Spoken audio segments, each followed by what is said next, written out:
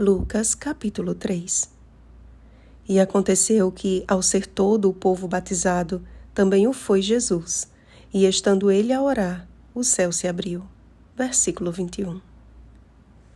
O ministério profético de João Batista consistia em preparar um povo não somente para receber o Messias, mas também para a transição entre a antiga e a nova aliança.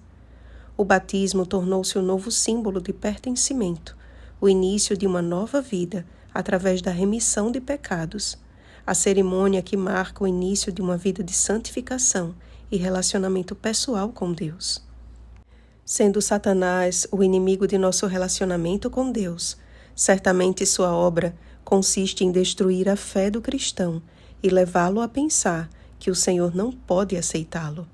Mas a mensagem de João às multidões, apesar de ser dura à primeira vista, deve ser considerada por seu objetivo, que é o de declarar ao pecador que existe graça para ele.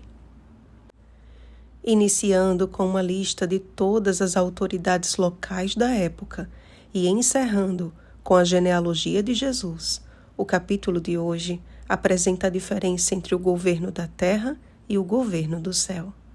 Todos os nomes citados no começo, por mais que seus cargos lhes conferissem privilégios, não podem ser comparados com o nome acima de todos os nomes que encerra o capítulo.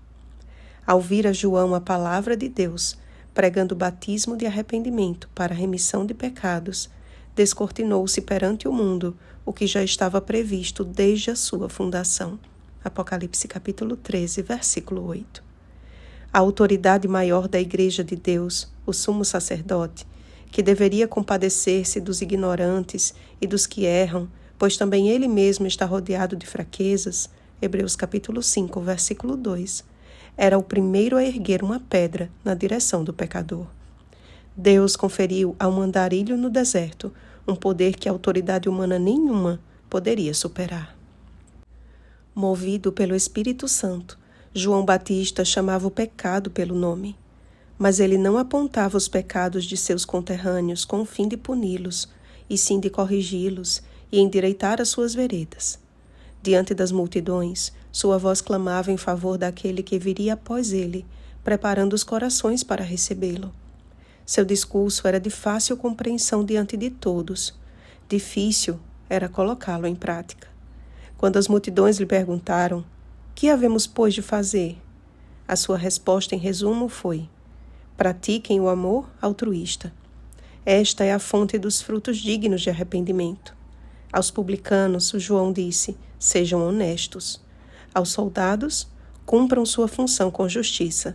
E a Herodes replicava o mandamento que diz: não adulterarás.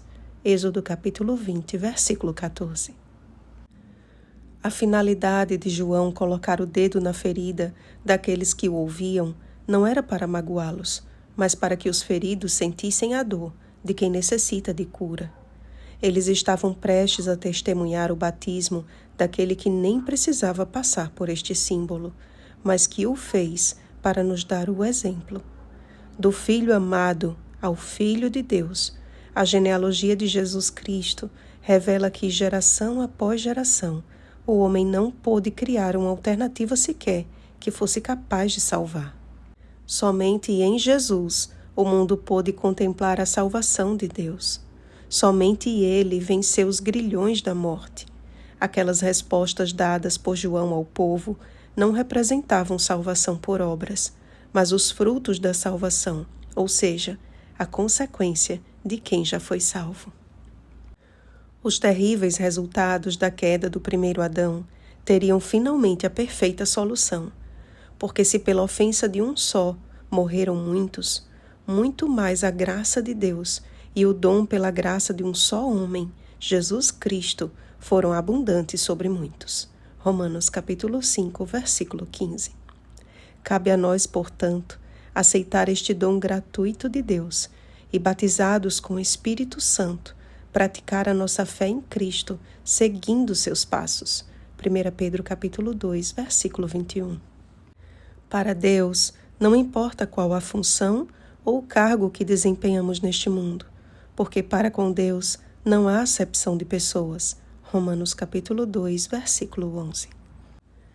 Que o Espírito Santo continue nos guiando a toda a verdade. João capítulo 16, versículo 13. Fazendo de nós seus atalaias dos últimos dias, que anunciam o Evangelho ao povo, pois muito em breve toda a carne verá a salvação de Deus. Oremos, amados. Querido Pai, mediante a entrega de nossa vida em Tuas mãos, perguntamos: e nós, que faremos? Quais os Teus planos e propósitos para nós e através de nós? Cremos que a Tua palavra é suficientemente clara e que através dela podemos ser instruídos para a salvação. Como João, que possamos dar testemunho de Jesus e habilitar um povo preparado para Te encontrar. Que nossos nomes estejam arrolados no livro da vida do Cordeiro. Em nome de Jesus. Amém. Vigiemos e oremos. Uma feliz semana, atalaias de Deus. Oremos pelo batismo do Espírito Santo. Oremos uns pelos outros. Rosana Garcia Barros.